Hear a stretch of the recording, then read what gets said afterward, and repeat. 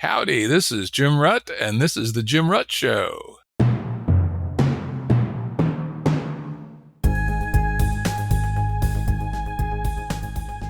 Listeners have asked us to provide pointers to some of the resources we talk about on the show.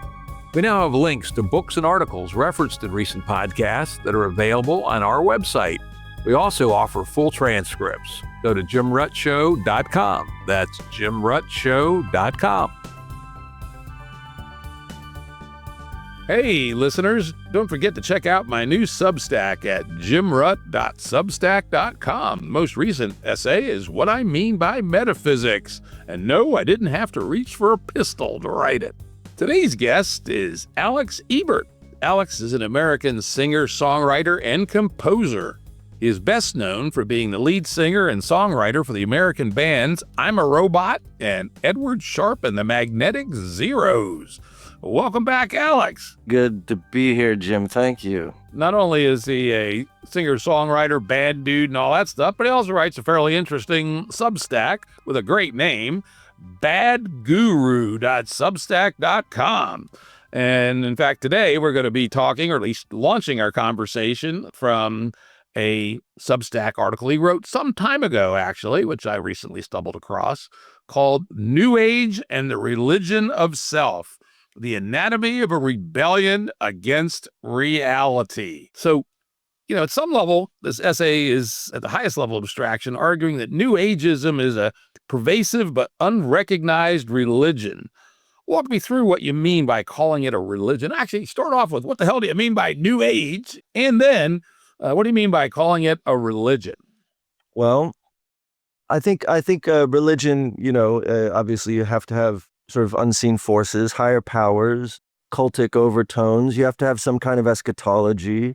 And New Age has all that, similar to any sort of religion. There is a belief system. There is a sort of tripartite path to enlightenment, or a path to the eschatological savior, which is the New Age. It's sort of like 120,000 folks are going to be, survive the rapture, that kind of thing, if you achieve personal sovereignty at the end of the day through things like the law of attraction and personal manifestation, and then achieving personal sovereignty. So you have the outline of a basic religion. Then of course you have the coherence and the sort of the cultural clickiness that comes along with all that, and the language and the specializations and all of that. So yeah, I just mean religion in the basic sense that we think it. I also think that capitalism has been forging a religion, or attempting to, and people like Max Weber and so on would see that in these sort of cultic overtones, the mysterious market forces, the priestly class of sort of bankers and so on, advising their the hoi polloi and all of that. But capitalism really always struggled to mark itself sufficiently as spiritually divinated, as something that is rebuffs spiritual critique. I mark in the essay that in 1925, 30% of, I think, just Christian clergy in the United States was registered socialist. Charles Grandison Finney, all these sort of revivalist preachers were just going on about how awful and antithetical to Christ's teachings capitalism was, and capitalism really did need some kind of integration of the spiritual. And New Age, New Age came around in the 70s, but it was its predecessor. It really sprung out of something called New Thought, which really started to gain traction in 1910 with Napoleon Hill's publishing of something called the Think and Grow Yourself Rich, I believe.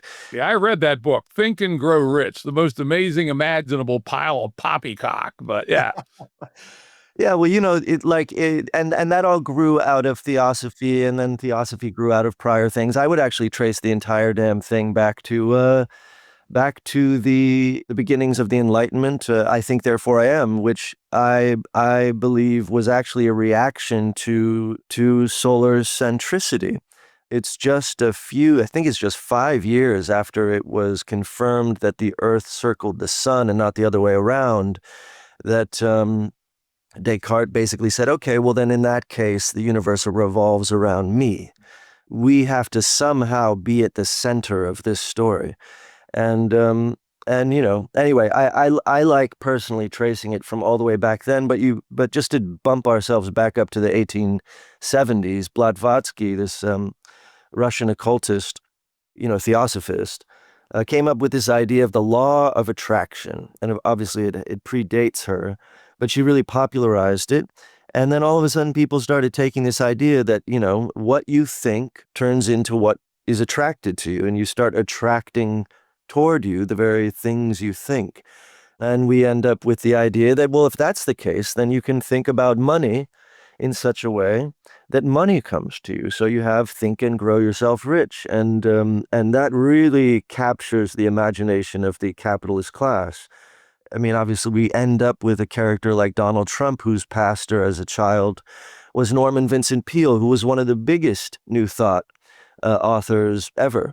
His most famous line was, "A powerful and positive thought can overcome the fact altogether." And little Donald Trump was like 6 years old in his church, listening to this stuff, really, integrating it. He explicitly calls Norman Vincent Peale like a foundational figure in his life. And then you end up in I think it's early 2000s, maybe, with a deposition Trump had to do, and the lawyer is asking him what his value is, how much money he had, and Trump's response was, "It depends how I feel." And the lawyer, it's amazing to read the transcript, because the lawyer continues to ask, what do you mean it has to do with how you feel? I'm asking what your net worth is. And he said, yeah, it depends how I feel every day. It fluctuates with how I feel. And then you get to the point where Trump says, well, no, we had the biggest inauguration crowds, or I'm immune to COVID, or I know the most about this. Any of his declarations that seem like flat out lying, any of his so-called alternative facts, in the context of his education as a first-generation New Ager, which is really what he is, suddenly reveal themselves not to be lies, but to be the artifacts of manifestation. He's manifesting by putting out a powerful and positive thought to overcome the facts altogether, per Norman Vincent Peale. So it's a fascinating basket of poppycock, as he said. Yeah, it is. I mean, I actually happened to be watching Meet the Press on the episode where Kellyanne Conway actually gave that famous answer of alternative facts. I go, the fuck, dude, right? And it is nuts. I often point out that Trump says lots of things that aren't true, but is he actually a liar? Does he actually understand the concept of objective reality and truth, or does he live in some bizarre alternate reality where what he says is true, or the fact that he says A on Monday, B on Wednesday, and C on Friday, and all three mutually contradict each other, doesn't in any way bother him? I mean, it's a very odd thing. So it is quite interesting that you pull up this lens of New Ageism. Now, I do have to pick a bone with you there in the article where you say, well, all of us are New Agers, right? I go, I sure the fuck ain't, right? I think I'm immune to that poppycock, right? Yeah, I suppose. But then again, you're probably into the idea of personal sovereignty. You're probably into the idea of money, which of course is now fiat by decree. It's got no pegging to gold, which I'm sure we'll get into. I mean, there's a lot that we subsist on as rational beings that is highly irrational, highly by decree, strictly floating freely by decree. It's collective action. Like, I've often referred to our central banker mediated fractional reserve banking money system as a useful collective hallucination, right? We all have to simultaneously hold hands and jump off the cliff together, or the hallucination doesn't work. And of course, that allows us to have a different hallucination. I like to say, the Federal Reserve was not brought down by Moses from the top of Mount Sinai. It was cooked up on Jekyll Island in 1913, right? So these are just arbitrary conventions, essentially, right? They are arbitrary now. What's interesting, though, is it's very tempting to connect the arbitrary nature of life today, whether we're talking about fucking Bitcoin, memes being commodified and sold under total subjective valuations, or we're talking about Trump and the post-truth world, or we're talking about TikTok and misinformation and the thing with the most attention wins. It all speaks to a tempting finale, which is, well, this is the condition and even the precondition for cognition. It's all a hallucination. Clearly, we can see the artifacts of that hallucination in our daily lives, vis-a-vis the very things we're talking about now. And those artifacts confirm the theory that it's all a hallucination, that I think, therefore I am, and so on and so forth. But it's very easy to forget and tempting to forget that, well, at one point, life was actually tethered to extant artifacts, to things that were actually there. And so, and I struggle with this too, because I'm basically like a borderline German idealist. So a lot of this stuff is like, yes, sure, it's all a collective hallucination. We just have to buy in. But the extent to which that is, that's disrupted by a good 500 years during which that wasn't true at all. And a good, 150 years here in the States where, it was in the context of economics, you could change in your money for gold. It meant something. It was tied to something you could literally touch. It was literally tangible. And we've been unmoored from that. And we've equated that unmooring with a truer condition. Somehow this is now a purer reality. That it is untethered renders it true. I find that interesting. Yeah, interesting. And I sometimes say about postmodernism, its core holding, which is be skeptical of grand narratives, is actually useful, right? But somehow that lens of looking at the world, if actually applied to reality, is basically a train wreck plus an airplane crash. I sometimes like to say, can't say I know any postmodern plumbers or farmers or loggers, right? It's an intellectually interesting way to be, but it at least as applied in our evolving culture, particularly from the academic world, not particularly good for dealing with the actual world. Yeah, well, it's interesting. I'm working on a screenplay right now, which is something I slipped into, and it's for a very famous TV series update. And the entire premise is that somehow there seems to be something at once liberating and confoundingly magnetic about moving into a post-truth disorientation, that there's something intolerably addictive. And I'm not sure how we get away from it. Like the meaning crisis, which I'm sure you've covered a million times on this show, is actually the if correct me if you disagree, but I would say that the final result of the meaning crisis philosophizing ended up deciding, if we're talking about whether it's Vervaeke to whomever, deciding that actually what we need is to dive back into the collective hallucination vis-a-vis religion. And so it's interesting to note that there is something about the collective hallucination we're talking about that has led to atomization of the real. And yet that atomization requires, or seems to require, according to today's reigning sort of philosophical minds, a return to the collective hallucination. So either way, we're stuck in either an atomized disillusion or illusion.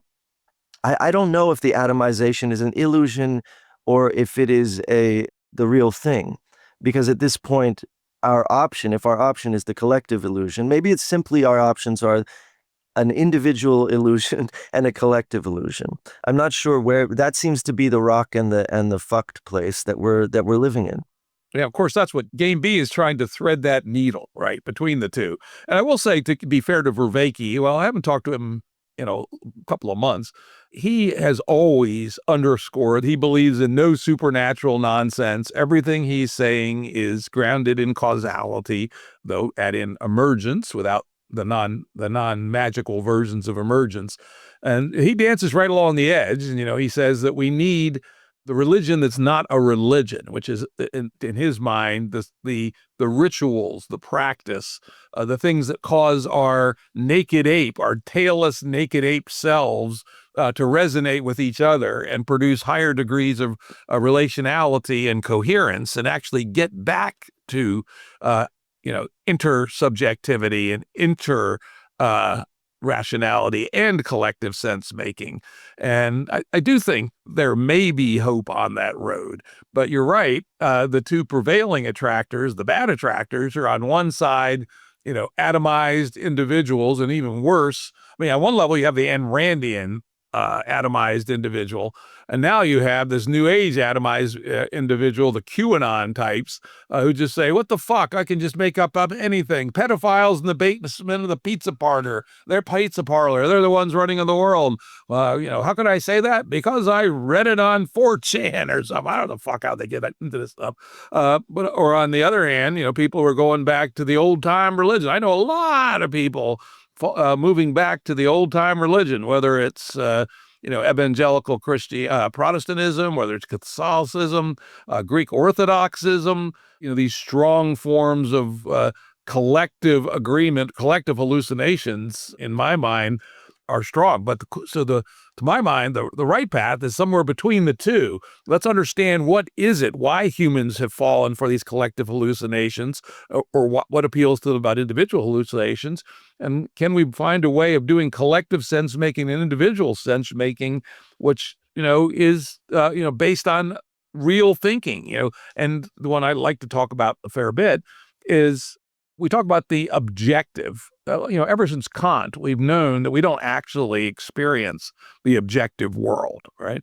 We have a projection from perception and then cognitive processing, and then in our brain somehow there's some presentation of what the world is like, which is more or less like the world's like, but it's not identical. The same is true for our scientific experiments, right? We make a bunch of assumptions about what we're reading out. But the question is, how do we come to rely on this stuff? And here's the answer, which may be part of this bridging, which is the intersubjective verification of the interobjective. It's a mouthful of syllables, but it basically means that if we all, a bunch of us, 20 people, measure something, and we all get the same answer, and we all used different rulers, then we can come together and say, yeah, that rock is 5 inches long. And while it doesn't prove it, it should provide us with increased reason to believe, let's say, in a Bayesian sense, how we understand the world. And maybe that is the set of lenses or tooling that can help us escape from these two seemingly bad attractors. That sounds like reflexive recursion of some kind, where the inputs are generated by the outputs. Is that right?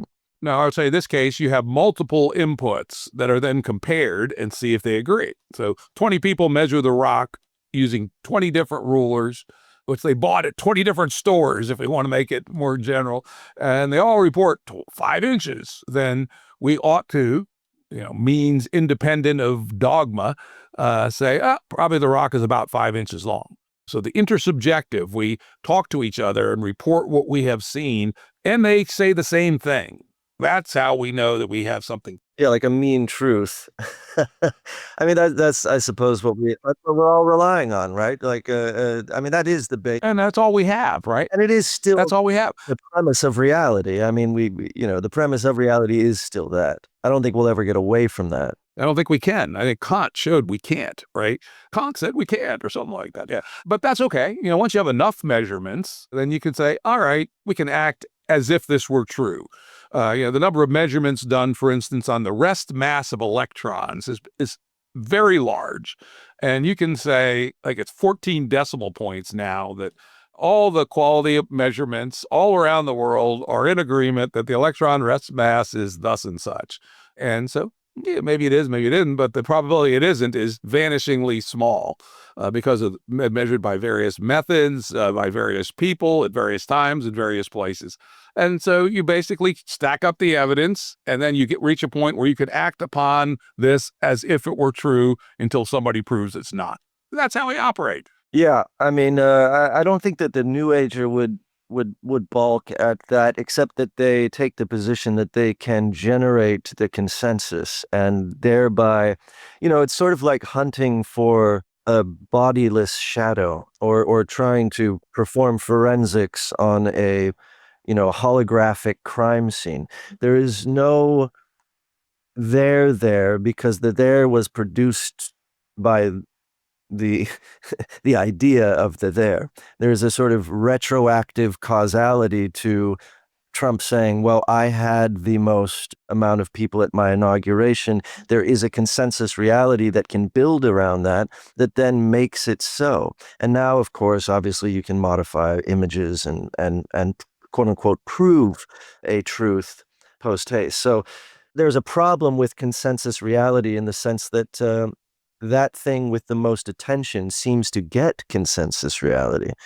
Yeah, and with the new nets, that's happening very rapidly, and particularly amongst people who don't know how to do sense making. All right, a person who actually was good at forensic photography and forensic video could go through videos and photographs of Trump's inauguration, count the heads, and say, nope, he had about a third as many people as Obama did in 2008. He's either lying or just enjoying one of his alternative facts. And objectively, it's not true. And this goes to another, I think, big lens issue, and that's related to New Ageism and postmodernity and other forms of mental weakness, I would say, and that is the subjective first perspective. My subjectivity trumps, to use a word, objective reality, right? And, to our previous conversation, we can never get to objective reality 100%, 0.000. But if we organize our work, if we use intersubjective verification of the interobjective, we can approach objectivity as a North Star. If we stop doing that, then we just fall into this realm of New Ageism, whatever the fuck I say is the truth. Yeah, this is interesting. This reminds me of a conversation I had with Daniel Schmachtenberger before he put out, Zach Stein, I think, wrote the actual articles. It was about propaganda. I don't know if you remember that. Oh, yeah, I do remember that. That was actually a very good article. Yeah, it was great. But I read a preprint and I suggested way too heavily and probably rudely. I was like, listen, in a post-truth, in this world, the person who admits they're lying gets the trust. You can't, if you want to generate the trust, you have to admit that you are propaganda or something to that effect, and then you can proceed and so on. And he disagreed and so on. And he's like, no, we are actually on the side of truth. We can't admit that because that's not true. This isn't propaganda. This is teaching and so on. But in my mind, the only way to generate consilience in the context of a topsy-turvy world and a post-truth world, or what, I don't know, the way that you phrased it, the phrase that I guess just a postmodern world or if we like a metamodern world, is to admit that you are in the soup also. Because the reason Trump got trust, if you remember, like on stage, his opening salvo was, I have been lying, and that's why you can trust me. I played the game. I was on the inside. I lied. I greased palms.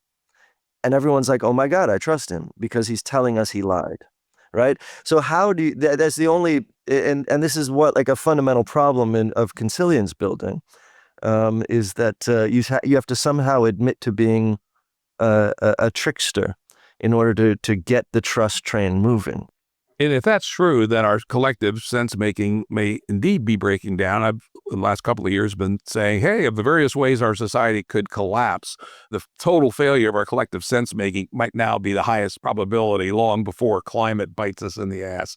But I'd suggest that in a reality-based world, what I was pointing to earlier ought at least to be the better way, which is to be epistemically modest and say we can't prove it. It's like what the idiots say the science says. The science that never says anything definitively. The science says, to the best of our knowledge today, it hasn't been falsified yet. The following is true. But when people forget to put that conditionality on our state of knowledge, that's when people stop trusting them, to the degree that our thinkers and communicators started to be more epistemically modest or humble and caveated what they were saying with error bars, with the acknowledgement that we might be entirely wrong. But this is the best of our thinking. Here's the evidence for the best of our thinking. Here's the intersubjective verification that multiple people have looked at that and agree that this is probably the way it is. That's the way forward to actually making sense of the world,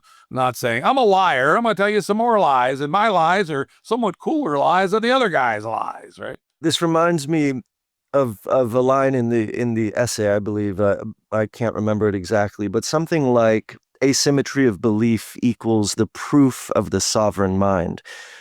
That there is something, and then we can extrapolate from that that means. I mean, this is the problem with, I was writing a book on cool, and it was all about sort of just basic asymmetry, and that ascendant asymmetries are cool. And then as soon as they become symmetrical, they're uncool, and you have to find another asymmetry. And so, the vanguard is always defined by its sort of cultural asymmetry. And that in a lot of ways, the heroic journey, if I may, for just a moment, is obviously defined by its asymmetry. You have David and Goliath. If David was Goliath, he wouldn't be a hero, right? David is small, and he shouldn't be able to beat him, and so he overcomes odds and so on. And all of these tropes lead to this sort of like desire to have epistemic asymmetry, to be iconoclastic, and that iconoclasm is your only proof of being a sovereign individual. And I see this everywhere, right? Almost every Substack these days is like, you thought this was true, but actually it's this. What if this? It's always this asymmetrical epistemic that's being presented. And if that's the target, well, then the target obviously floats completely incidental to whatever is the symmetrical reigning, prevailing consensus reality. And so that is really the problem that consensus reality is facing at the moment, is that sovereignty, personal sovereignty, only proves itself through epistemic asymmetry. I could see how that can be, and certainly New Age falls into that category, and goofy ass conspiracy theories like QAnon or the moon landing was faked or what have you. Yeah, I am more sovereign than you because I believe the following what a sensible person like Jim Rutt would say is low probability shit. So therefore, I am more distinguished from the herd, essentially, and I could call myself sovereign. But it's also a problem in sense-making communities. I mean, it's also a problem in philosophy. I think it might even be a problem in science. Everybody is shuffling for the highest degree of epistemic asymmetry, because that is what defines attention. That's what magnetizes attention. And so it's just about, well, it's actually not this because it's this. And now what is driving these discoveries? Is it the desire for attention, or is it the desire for epistemic fidelity? And I think that is becoming really difficult to discern between. Yeah, particularly now where the monetization is attached to the attention, not to the epistemic fidelity. And that is the fundamental brokenness of our system, as our mutual friend Alexander Bard talks about, attentionalism and sensationalism, particularly sensationalism. Get those eyeballs, it pays. It does make no one whit if it's all horse shit or not. As long as it captures the eyes, you get paid, right? That is a very, very broken system. And that's why I say I believe that the collapse of consensus, collective sense-making may be what does in advanced technological society long before any of the other failure modes get here, because the incentives are all wrong. And which kind of touches back to your earlier comment about the kind of odd twin-like nature of New Ageism and capitalism. Yeah. Yeah, and just before we go there for a second, I made a note here because, this is just an aside, but New Ageism constantly references quantum physics. I'm not sure if you're aware of that. But yeah, I'll tell you what, I run into this all the time. I am a pretty decent expert on quantum interpretations, right? I go head to head with real physicists on this stuff.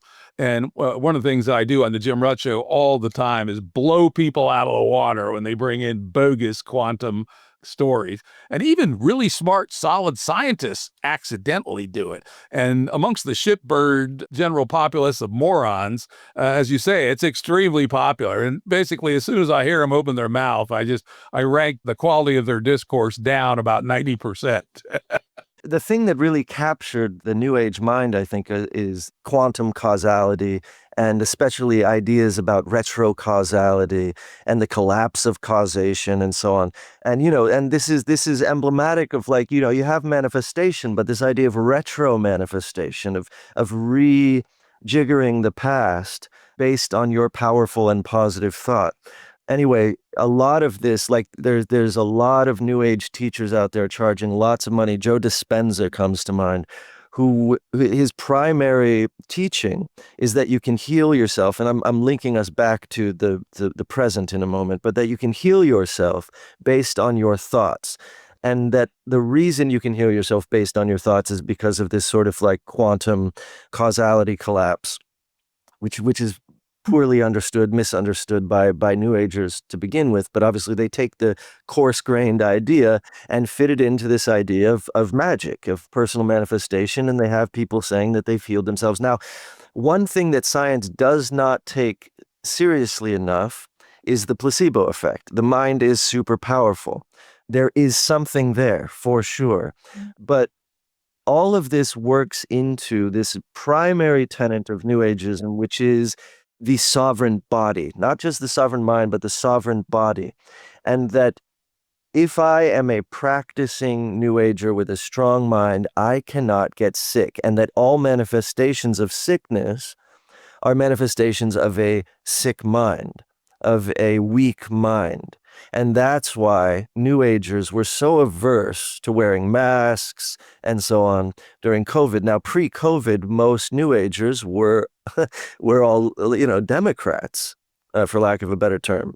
And during COVID, that's really when it all shifted. And that's why we saw the MAHA movement, the Make America Healthy movement, form, because it was really about get rid of the vaccines because healthy minds don't need them. If you are sick, if you have cancer, if you have any of those things, that's something you manifested. I have people very close to me whose own fathers were sick with cancer, and they were telling me, I went to visit them in the hospital. I was like, why didn't you visit? And they're like, well, he's manifesting this. And, and it's a brilliant way of negating the social responsibility of loving thy neighbor, of taking care of your neighbors, of caring about anyone who's sick, poor, oppressed, because effectively the oppressed have brought on their oppressions simply by their mindset. And you have, and I'll just finalize with this, it's one of the most astounding quotes, and I can't quote it verbatim, but the writer of The Secret, which really blew New Age wide open in like 2005, Rhonda Byrne, she was asked about 9/11 and she was asked about Hurricane Katrina. And she said, and I'm paraphrasing, those events, those people perished in those events because their minds were entrained to the same frequency as the events. They brought the events upon themselves. So it's an amazing way to wash your hands of any sort of social responsibility. So the whole social contract aspect is dispersed or effectively just negated in the Maha movement. Negated. The whole Maha movement is about the negation of the social contract. Well, that's at least part of it. I mean, there is some things about the Maha movement that aren't crazy. Like we should be a little bit more careful about the additives we give to our in the food, especially ones we give to young children. And simple things like my wife's big on this, and she's about as a sensible scientific brain as exists. Just count the number of ingredients on the label. The lower the number, the better, right? Not a bad heuristic. It'll work. I should clarify, I love a lot of the stuff that the Maha movement is doing. I'm more speaking to the genesis. Obviously any religion needs to present some absolutely palatable, rational aspects to bring people into the tent, and then in the back door you introduce the bullshit. It's like Scientology. There's some actually fairly good stuff in their tech, but it's just unfortunately their metaphysics is utter baloney. Before we move on, I should mention this. One of my recent Substacks is an essay called Unclear Thinking About Philosophical Zombies and Quantum Measurement, where I actually do get into some very specific cases of bogus application of quantum interpretation. It is pretty nuts. Okay, let's get back to the essay here. We've had fun dancing to the left and to the right. For those who haven't followed this stuff closely, it might be useful for you to define the law of attraction and the law of personal manifestation. Yeah, the law of attraction is a very simple idea. It's that thoughts attract what is being thought, that thinking attracts what is being thought. Now that works, as I just mentioned, in the positive and negative. In the negative, it can attract 9/11, apparently. It can attract Hurricane Katrina upon your head. If you are thinking the wrong things, it can attract cancer, it can attract a heart attack, and so on. Of course, in the positive, it can attract money, is usually the focus of these things, relationships, marriage, and so on and so forth, status.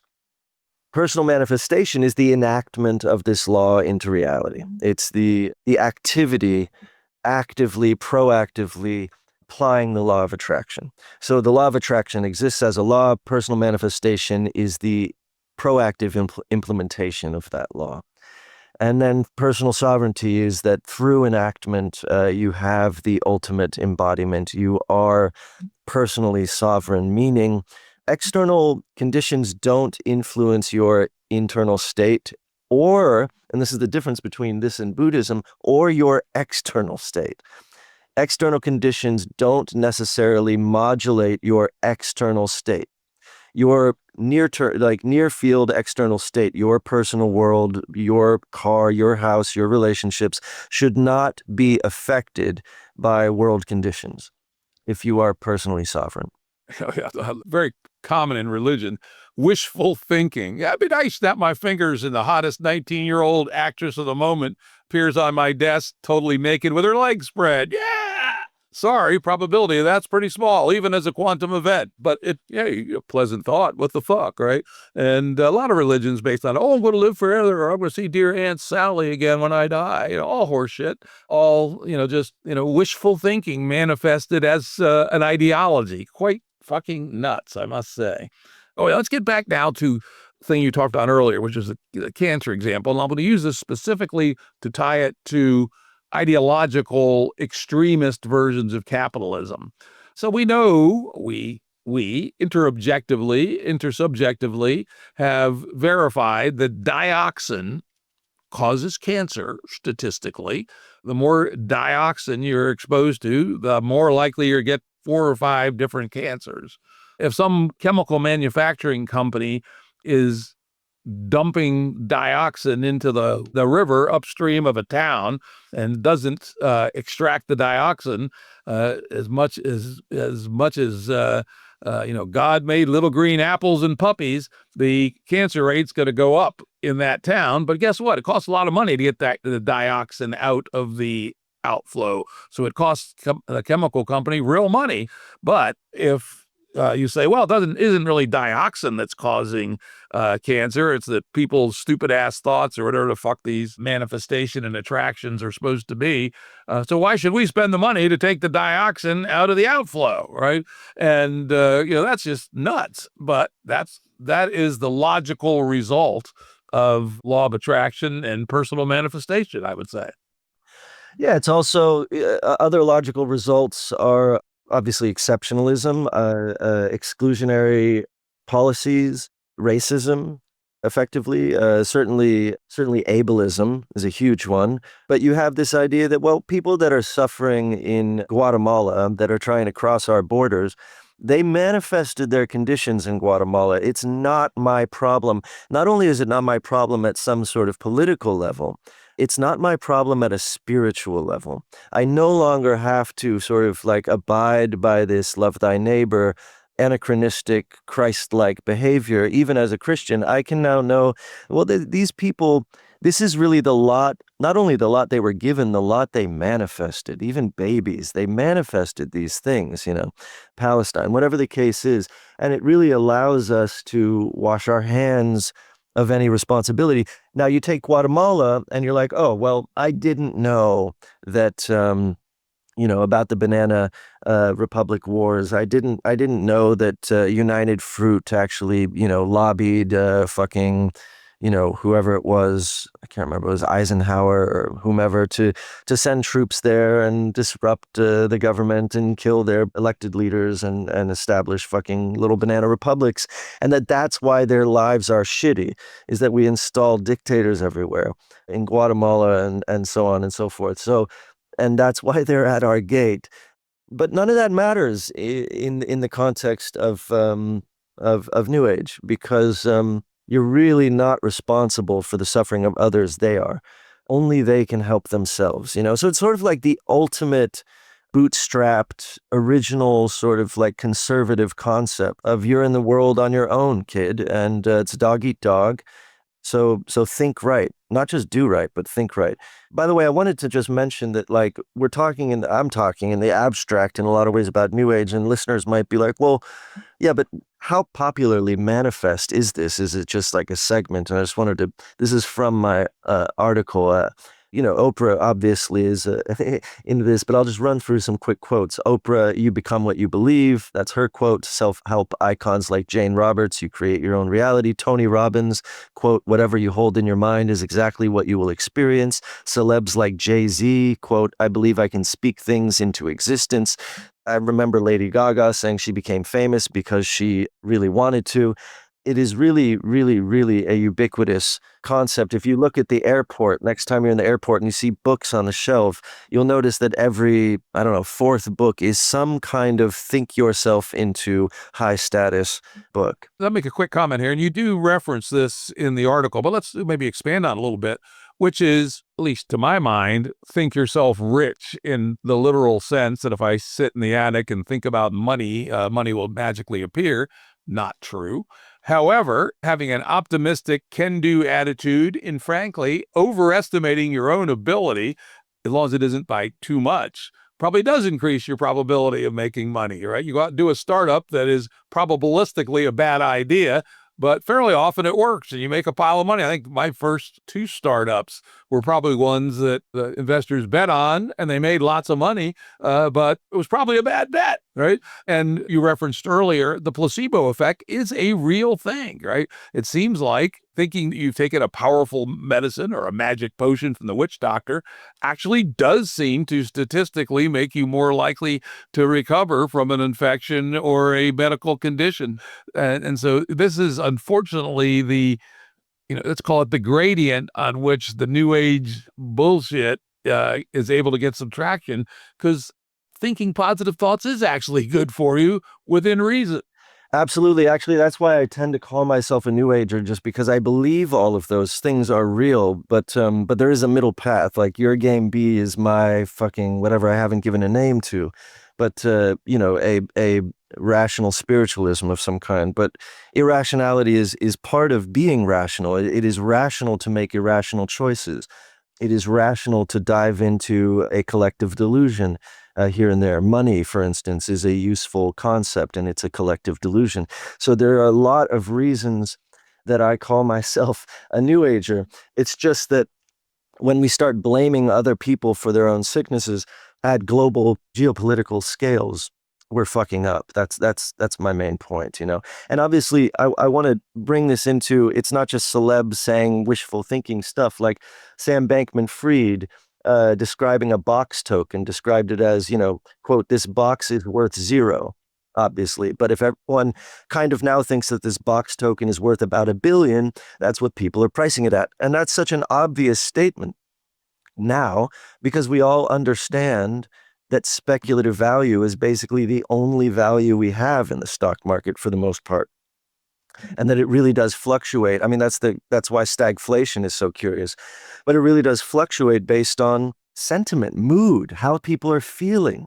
I mean, these things like seem to matter at a fundamental level, and it's not to be totally dismissed, as you say. There is something to it, beyond the magic. Yep, absolutely. And unfortunately, it gives the broader, more absurdist versions of New Age thinking traction. Like say, well, look at the placebo effect. It works. Therefore, blah, blah. And let me get back to another point I was thinking about when you talk about the Guatemala story. It's quite possible that even if people had most of the facts, Americans still would have opted for backing the United Fruit Company in Guatemala for our own self-interest, but they would have felt guilty about it. I love the saying that hypocrisy is the tribute that vice pays to virtue, right? And so if you understand causality and realize that, yes, us sending the Marines in to back the United Fruit Company has produced a whole bunch of short-term harm in Guatemala and long-term harm, which is still in existence today. And you might do it anyway because I want cheap bananas, but at least you should feel guilty about it so that kind of behavior isn't utterly unconstrained. Maybe there's a closer case where we don't send the Marines to Nicaragua, because we feel even worse about it. Or, well, it was bad enough in Guatemala. Let's not do that to Nicaragua. But if you break that link entirely about causality, that my actions cause that harm, then there is no constraint on your behavior other than very narrow self-interest. And that's hugely dangerous. It is funny and a testament to the times we live in that we just are pining for some hypocrisy. That if we could only have a little bit of hypocrisy, we might get back on the right track. I mean, you're right. We have completely broken the link that requires vice to pay a tribute to virtue on any level because of that causation break. I had never thought about that before until I read your article in our conversation. And there's something to that, right? Yes, we all act hypocritically, but we act hypocritically less often than if we had no concept of virtue. And that's really important. Yeah, it is. And virtue, it's hard to define virtue in the context of a world that is your mental oyster, because everything can be sort of explained. And all of the wake of bodies in your wake. I was going to try and come up with a more deft phrase than that, but the wake of bodies in your wake is the fault of the bodies. It's not your fault in the context of New Age. I won, they lost. That's their problem. I think that's always been with us, obviously. There's always been that dog eat dog sort of sensation, but it never had the spiritual backing or spiritual foundation to protect itself from spiritual critique. And now it does. I think that's really the point of the essays, that it has effectively since the 70s, and maybe it's no coincidence that, Nixon shock and New Age came about at the same time, that, that departure from Bretton Woods and the gold standard came about at the same time as New Ageism. These things are oddly timed. Yeah, I would say more than oddly. Whether those two are, but there's a bunch of other things that seem to have flown from that decision, right? Where finance finally became untethered from reality, and it could explore the limits of its creative ability to bullshit people through opacity, because there was no bottom line anymore. And what happened was the financial sector went from 10% of the economy to 35% of the economy in terms of profits, while producing nothing of actual value. Or it's not quite true. Allocation of assets is an important value, but not at the level they became compensated for after voodoo was allowed, essentially. A lot of things follow from that. So let's get back to the article again a little bit. You talk about a concept which I had never even heard of until maybe 5 years ago, but now that I have heard it, I see it everywhere, and you reference it in the article. And that's a phenomenon called spiritual bypass. Maybe if you could talk a little bit about what the hell is that? Why is it a not good thing? Well, it's sort of everything we've been talking about. So spiritual bypass is the flip side of manifestation I've been talking about, where other people are manifesting their negative destiny. Allows you to bypass your responsibility for them. But the spiritual bypass extends itself into every category of participation on Earth, because the thing that you are effectively bypassing is reality, the thing, consensus reality, and your environment, the extant artifacts of the thing in itself, if you will. Whatever is actually happening in the world is bypassed, because your interior state declares that it is bypassed, because your interior state is something else. And so that's really the spiritual bypass. So when we're talking about basically the ability to bypass hypocrisy, to bypass guilt and then hypocrisy, to bypass the sensation of the social contract.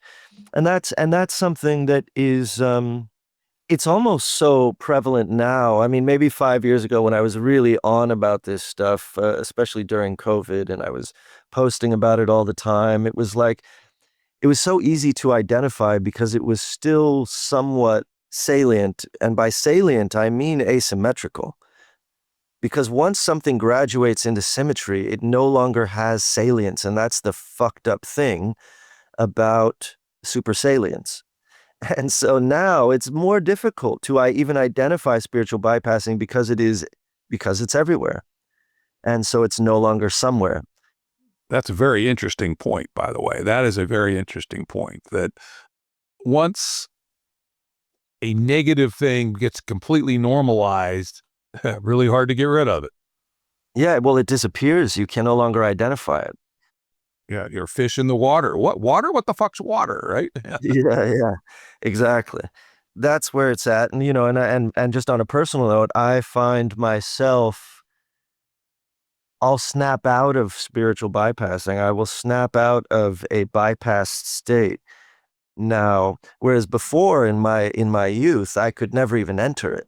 I was like adamant about not entering it, but it is just so everywhere that it's almost difficult to talk about. Yeah, that is interesting. That's a very interesting point. I'm going to have to ponder that a little bit. All right, and now let's move the clock forward a little bit. All these phenomena that we're talking about actually had their earlier existence well before the nets, right? New Age in the 70s, particularly in the 80s, the me decade, the 90s, where capitalism and neoliberalism really ran fully amok, etc. Now what happens when we have those substrates of dynamics and you add a worldwide network where anybody can talk to anybody, and there's all kinds of organization of discourse and curation at every scale, cross-linked in every way imaginable. What does that do to the situation? I mean, I think that there is a global derealization. I think that there is I mean, it's interesting though, what it does also. So you have this incredible atomization, but the atomization for a time being was sort of a revolutionary force against the preceding mergers of religion and state and social conditioning. And you had this sort of like, Ayn Randian slash New Age hyper individualism as this ascendant sort of almost still in a Walden Pondish sort of like Emersonian self-reliance. It still felt like a valiant thing to some people. And so, but it was about atomization. It was about sort of like, what do I need? And as you said, the decade of me and all of that, and a century of self, which, by the way, if anyone wants to watch the best documentary ever, the Adam Curtis documentary Century of Self is profoundly apropos of this conversation, and also foundational to thinking about our world today. You have this rise in atomization, but what's interesting is that once the constraints on communication, localized communication, were lifted, and you had global instantaneous communication, what's interesting is that the unmoored narratives of, railing against the blue cathedral or the blue church or whatever you want to say that was potent, 6-10 years ago, suddenly we experienced mass retribalization. So it's interesting that the atomization was almost and I'm saying necessary not because I'm backing it, but just functionally and operationally, the atomization was a necessary precursor to retribalization. We needed to unmoor ourselves from collective myths, collective delusions, in order to re-enter new collective delusions more autonomously. And so for whatever reason, and maybe it's, the recency bias, these new retribalized collective delusions feel more real to people. They feel closer to the truth. Really, people are constantly convinced that they are really close to the truth. I mean, almost like we're about to pierce the Kantian veil. Like everyone really thinks they're close. I mean, and that's and the closer they are, the more they're doom scrolling, the more they are going into the wormhole. The rabbit hole leads to the piercing of the veil. It's like, according to them. I mean, that's what's so magnetic about the rabbit hole. Is that you think you're getting closer and closer and closer. And what's ironic is the closer you get, the more madness there is. The more we have, what is soon to be an epidemic of AI delusions, mass delusion, triggered by sycophantic AIs that are effectively cheering your self-discovery on. Yes, that's a brilliant idea.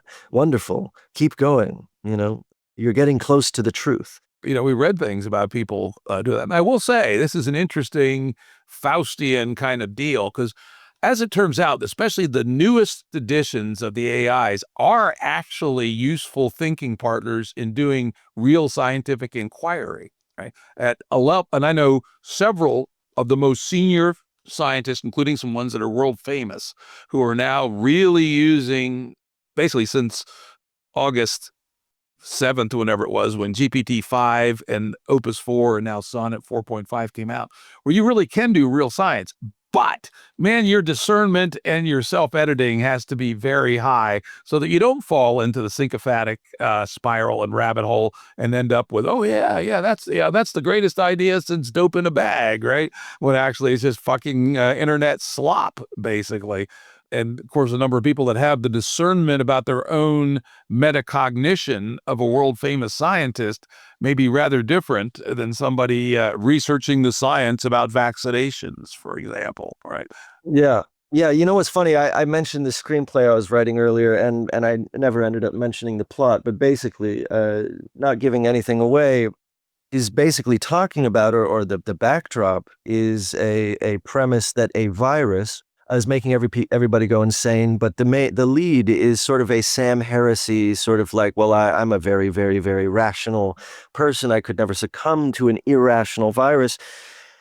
But isn't the truth? I mean, even if we look at the analysis of the meaning crisis, prevailing analysis of the meaning crisis is effectively that rationality was the virus, that rationality broke up the collective delusion. And we need to return to a rational choice to irrationality in order to basically save humanity.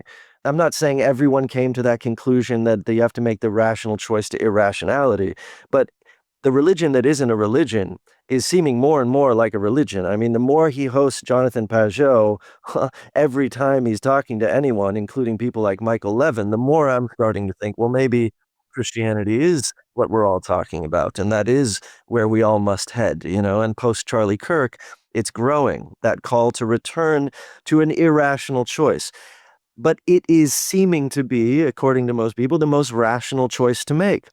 And so rationality seems to be the viral precursor to the necessary choice to irrationality to reunite us. And I just find that fascinating that somehow rationality has fucked us all, turned into the meaning crisis, and robbed us of our cohesion. I like it as a problem for someone as rational as myself to confront. Yeah, it is a very interesting question. And I talk about this a fair bit, and I call people out on it a fair bit, which is, so are you actually saying that your religious commitment is what you know to be a noble lie, that you don't believe it, but you believe that it's useful for other people to believe it, and maybe convince yourself halfway? Voltaire famously said, I am not a Christian, but I would insist that my lawyer and my servants be Christians, right? So that he could scam, because he was one of the richest guys in Europe, did all kinds of sharp, imperialistic, colonial business deals and shit. But he wanted his lawyer and his servants to be Christians. And so, I don't want to call out the sincerity of these folks who've adopted, serious old school religion, but I often suspect that they are doing so because they believe in the noble lie or have subconsciously convinced themselves that the noble lie is the way to go. What do you think about that? I totally agree. I smell noble lie all over them. And I don't blame them. What else are you supposed to do? Do you know what I mean? Like we want to fix things. And so, and most of our fixes are noble lies in some sense or another. There is a prevailing thought amongst elites forever that the truth will make people crazy, that the people can't handle the truth. You can't handle the truth, as Nicholson said. There really is a prevailing ideology that the hoi polloi need a mascot. And I don't know the extent to which that's true or not true. I don't know the extent to which I agree on the consensus about the cause of the meaning crisis. I tend to look at things a little bit more metallogically. I think the meaning crisis was probably a good thing in and of itself, and that indeterminacy for me is always a sign of emergence. So there is something to be not enjoyed necessarily, but to be there's something to embrace about any indeterminacy. If you're a fan of emergence or a fan of growth or a fan of evolution or a fan of any of the things we say we are, they're usually good signs. Now in math, we usually say, well, those are incomputable, and therefore we discard those moments. In philosophy, or especially political philosophy or socially conditioned philosophy, we say, oh, those are bad things. We need to get back to determinacy and really know where everything is and be sane, because that's the premise of rationality. But for me, these moments of indeterminacy are always markers of empirical fidelity, of the empirical fidelity of emergence. So I don't know where we're headed or what that means or what the onslaught of informational flooding, ontological flooding. But back to my point about salience and the ubiquity of ontological flooding, what they always create are new plateaus, new zeros, effectively, from which to build new scaffolding. So whatever that new scaffolding is, if it's a new religion, fine, but I'm apprehensive about returning to a previous scaffolding to cure the existing emergence. We never do, right? That's a convenient story people use to sell a bill of goods. The Trumpians, oh, we're going to go back to the good old 50s. Well, if you were a woman, if you were black, if you were a sharecropper, man, that sucked big time, right? And we're not going to go back to the 50s. It's horseshit to claim that we are. And yet that sense of nostalgia of a golden age, you can go back and read the Greeks in the 6th century BC, and they're talking about, oh, we're in the Iron Age. There was a Silver Age and there was a Gold Age before us. Everything was always better in the past. Well, actually, it wasn't. The Bronze Age was which was 600, 700 years before. That was a brutal fucking time. I just reread the Iliad twice last year. Basically a society of male sociopaths, right? Who, thought the greatest thing was rape and sacking cities. And when they didn't have anybody to rape or any cities to sack, they would make do by stealing sheep, right? That was just hilarious. Achilles, the great hero of, semi-god, born of a goddess mother, he brags about his escapades as a sheep thief, right? Hilarious. So now, things were not better in the good old days, at least not too often. All right, so we're moving along here, Tom. I'm going to give a last quote from the essay, and I want to get your reaction to it, because I will say one of the things that was nice about your essay, you didn't spend too much time on how to fix all this shit. It was much more diagnostic than prescriptive, but you did have one little prescription towards the end, which is, we must insist on changing our religio-economic framework from fundamentally avoidant to fundamentally integrative. We must insist on this fundamental recognition to be injected like an EpiPen into the meat of our spoiled human endeavors. I love that line. You must have worked on that line. It's got a rolling rhythm to it. I like writing, so yeah, half of what I say is just incidental to my fetish for words. You know what's funny? I'm gonna admit something. I don't even know where I'm going with this, but I know that for a long time, for a long time, especially while I was writing that, and basically all my life, all my political life, certainly starting maybe age 19, 18, as a fucking card-carrying socialist, and then moving on into whatever else, anarcho, fill in the blank. I was really into the idea of a shared reality. Shared reality was, like I was at one point writing a declaration of interdependence, right? And I think that that always still has this shine of ethical height. And this idea of interdependence, this idea of a shared reality. I know you're big into a shared reality. You brought it up here during this conversation. At least this intersubjective consilience is basically reality, almost defines what we can ascertain as real without getting to the, piercing the Kantian veil. The more, and this is the danger of moving deeply and really deeply into philosophy, is you get really confronted with perspectival anomalies. You get really confronted with the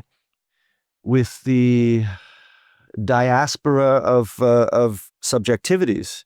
You get confronted with the reality tunnels, the conflicting reality tunnels, and then you also get confronted with the multivalent structure of facts.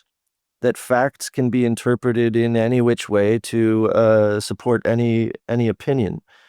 So when I say that I don't know if I said religio-political or religio-spiritual or whatever it was, but the religio-economic, I would say that I guess, when I was 20, whatever it was, I flipped to Republican in order to vote for Ron Paul in the primary, because I really wanted to return to a gold standard, right? Now I'm laughing at that now because that just now I've been conditioned to think that that's ridiculous, because I am also in the soup, right? I'm in the soup with you guys. I'm not above the soup. But back then, I thought, fuck it, let's peg the dollar to the gold. And that's basically, if I don't mean that, I mean something like that. I mean that at least a mind frame where, what I would just say to this? Simply, as you said, diagnostic. Let's just admit what's happening and regain some hypocrisy, some sense of hypocrisy. Let's admit what's happening openly and then regain the sense of hypocrisy. Now, the question is how to regain the hypocrisy to me, how to regain the guilt, how to regain some semblance of the reality from which we've departed and have a valence on that reality that prioritizes it over the surreality. Otherwise, we can't experience the guilt, right? If we're like, oh, I mean, there's a part of me at this day and age where I'm like, oh, we departed reality. Hooray. Good for us. Wow. We should celebrate. What an amazing thing to do, to transcend one's biology. And I was thinking the other day, what is it to transcend biology or undo biology? Well, it's to become prebiotic or postbiotic. Either way, it's against life. Either way, it's the antidote to life itself. So I guess there is some hope in the retribalization. If I was to paint a silver lining, there is some return to land. There is some return to locality embedded in retribalization, in the network state concepts. Obviously, you know they're diasporas, and we can communicate online, but there is definitely a return to, and always going to be, again, this comes back to the brilliance, I suppose, in the end of epistemic asymmetry and the desire for iconoclasm and the desire for cool, and all of that being associated and entangled with identity, because dispersed communication, asynchronous communication especially, is the reigning symmetry of communication and cultural tapestry. There's going to be a return to the synchronous, localized, communal, retribalizations. And I think that those things obviously entail fucking gardens and farms and aspects of economics or oikos that relate to the home, your actual homestead. So I don't know. I haven't. It's been a while since I've thought specifically about that. But I suppose that is the new asymmetry, and that is the thing moving out of the cities, so to speak, and into the hubs. May hold some keys, and maybe retribalization is actually an economic imperative. I mean, GameB isn't GameB sort of like a localized retribalization? It doesn't it economically like fend for itself or self-sustaining on some level and so on? Yeah, I think the current formulation of GameB is that it's a series of membranes, and each membrane has to work, right? Think about membrane is equal to a biological cell. Every cell has to work or it dies, right? And the GameB civilization will consist of membranes within membranes within membranes and interpenetrating membranes. You have the bunch of organic farming villages who belong to a cooperative that helps them market their products and buy their stuff. But then you also have the guild of sugarcane growers who may be all over the country, etc. And so it's a series of membranes, which every membrane, the word I like to use is it has to work, right? And that's what people forget when they try to do this kind of stuff is a bunch of hippies get together, buy some land. Well, if you don't think through how that membrane is going to work, it's going to dissipate. Second law of thermodynamics is always happening.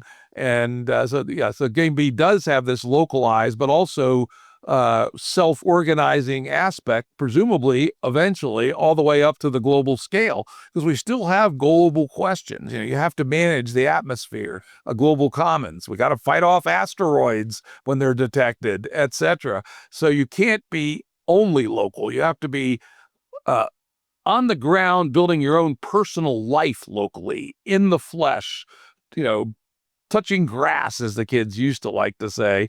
But we also have to be part of a set of protocols and interrelationships that eventually span the globe. So I would say GameB is some of what you're saying, a lot of what you're saying. The idea of strong sauce within relatively small membranes as opposed to atomized individuals in the great sea of the internet. And there's a libido for that. And to say some of it's good, some of it's insane. And so the more general theory of embryonics, I'd suggest that even the most stupid seeming retribalizations might have potential to evolve, right? These are little incubators, most of which will fail, just as most of Luca life's contemporaries, Luca being the last universal common ancestor, of which every piece of life on Earth, from yeast to a redwood tree to you and me, are all descendants, without fails, from Luca. Luca had a bunch of competitors and predecessors. They all failed except Luca. And so we can think of these silly and goofy retribalizations as a whole series of membranes that probably, maybe, hopefully, one of them will evolve enough to become Luca for the next round of our social evolution, in which we could become fully or as fulfilled as we can be in our human well-being, while at the same time taking very seriously ecological well-being and ecological richness at the same time. Anyway, that's a long way of saying that's sort of the GameB version of the story. Well, I would say then my answer is your answer. That sounds pretty good. I'd like to thank Alex Ebert for an extraordinarily interesting conversation. We went this way, we went that way, we went up, we went down. I thought it was excellent. Really like to thank you for that, and remind the listeners, I should say, hopefully some of you are still readers, not just drooling watchers and listeners, to check out Alex's essay, New Age and the Religion of Self, The Anatomy of a Rebellion Against Reality, which as always can be found on the episode page at JimRuttShow.com. Thank you, Alex. All right. Thanks, Jim. Audio production and editing by Andrew Blevins Productions. Music by Tom Muller at modernspacemusic.com.